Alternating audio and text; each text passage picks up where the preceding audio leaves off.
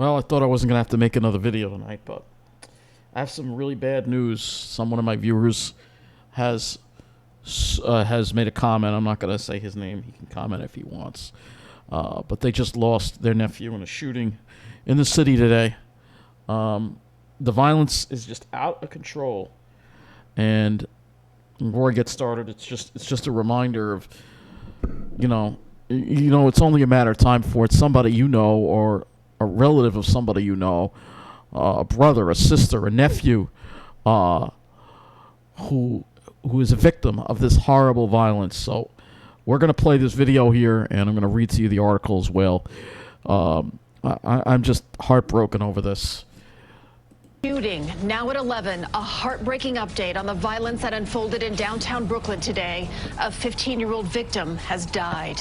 Good evening, I'm Christine Johnson. I'm Maurice Dubois. Tonight, police are searching for the two teenagers they say opened fire at a park just blocks from a Brooklyn charter school. CBS 2's Ali Bauman live now at the scene with more on the investigation and who police want to talk to. Ali? Christina Maurice, police say those two teenage suspects ran away after shooting the 15-year-old boy here this afternoon. Detectives believe more than 30 kids were inside this park when it happened, and they're asking anyone who may know the suspects to come forward. A backpack sits at the center of the crime scene in McLaughlin Park. At 1:45 p.m. Wednesday, people all around the neighborhood heard one loud gunshot. I heard like a big boom noise, like it was an echo noise. Just a loud pop. D. Thomas followed the sound as teenagers were running away. We walked over here to see what was going on, and it was actually, he was laying on the ground. Police say the victim was a 15-year-old student at Brooklyn Lab Charter School just 2 blocks away. When school let out for a half day, the victim walked to the park and sat on a bench with 2 girls around the same age. Then police say 2 school-age boys came over wearing ski masks and began arguing with the victim. That turned into a fist fight. Then one of the suspects pulled out a gun and shot the victim in the abdomen. We are going to go back to school, look at school, talk to people at school, see if there was any argument at school during the day. It's shocking. I mean, it's a school park, so I didn't think it would be kids getting attacked. In a statement, the CEO of the charter school said in part, unfortunately, many of our students are far too familiar with the rise in violence in our community. We are also in contact with the local police commander and community partners to request increased police presence at dismissal and conflict resolution support for our community. It's always a concern to return to school. We see the shooting victims, the shooting perpetrators younger and younger, and it's of great concern to us. The latest NYPD data shows that shootings are down 12% citywide compared to this time last year, but numbers are little comfort to the dozens of students who had to witness this tragedy. Yeah, I think those that makes me numbers feel a little are fake uneasy, too. Because it's not always safe as we think it is. So I definitely will be having my eyes open a little more. The victim's charter school will have professional counseling on campus for students and staff starting tomorrow. The chief of detectives also said that as students are now returning to class, each precinct has its own robust safety plan for students, especially when it comes to dismissal time. We're live in downtown Brooklyn. Ali Bauman, CBS 2 News. Okay, Ali. So very upsetting. And this happened here. He was a 15-year-old student at a Brooklyn Lab Charter School. The victim walked to the park and sat on a bench with 2 girls. And then 2 school-age boys came over wearing ski masks and began arguing with the victim. That turned into a fist fight. Then one of the subjects pulled out a gun. I mean, seriously. You're just going to pull out a gun and kill somebody over some disagreement. What is going on in New York City right now?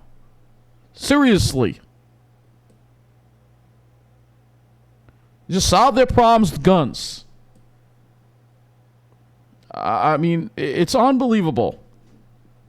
I'm sure this has made 10-10 wins too as well.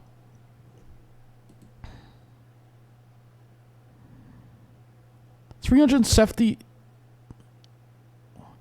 convictions. Look at the Brooklyn DA. Look at this. As the crime is going on, this DA is moving to toss 378 convictions tied to guilty cops.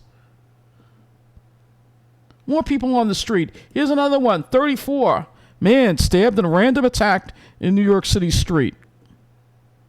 I don't want to cover the crime, but sometimes it's impossible, especially when it affects somebody you know, one of your viewers. All right?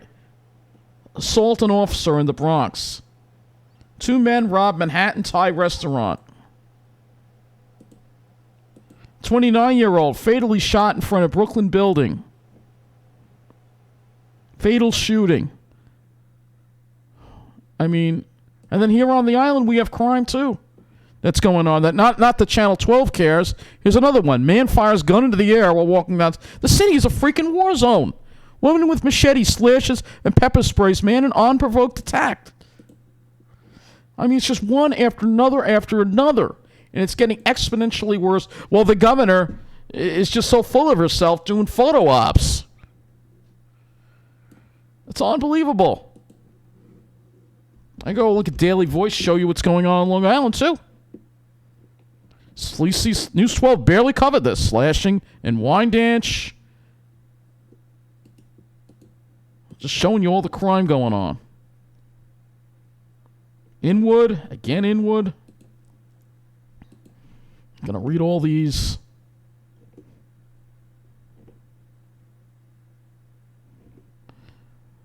And then this happened. News 12 barely covered this. Man accused of exposing himself in East Garden City. All this is in the middle of the island. None of this is occurring in the enclaves. They're sitting pretty. They're avoiding all this stuff. Fight at restaurant. Yeah, that was in Uniondale. There was a fight, and guess which? A gun, of course. A gun got pulled out. What else is new? Right? News 12 barely covered that. I shouldn't even call them News 12 because they're not a news station. They're not. And then we can go to Laura Uli and talk about what's going on Long Island. Hear more stuff here from Laura Uli. Oh.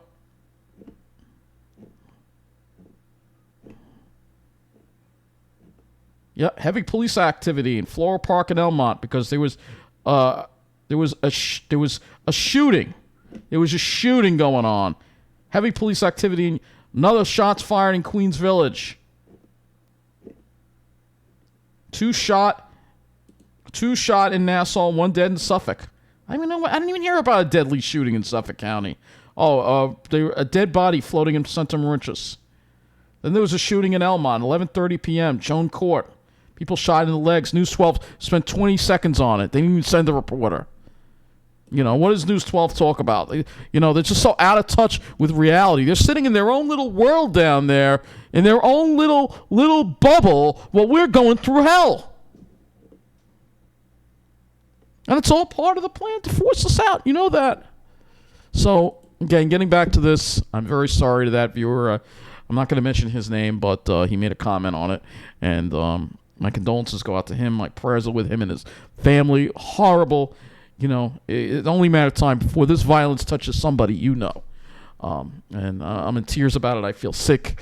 And I just, this state is really just getting into a really bad situation. And, I don't want to talk about it, but we all know. It does feel like time is running out here. And I've got to enjoy it while I still can. That's why I say it, because I don't know if I'm going to be here next year. I don't know, so very upsetting, and my prayers again, condolences go out to the victim and their family. All this senseless violence going on. Everybody's talking about it, but nobody wants to do a damn thing about it. It's sickening what's happening in this state, especially in New York City.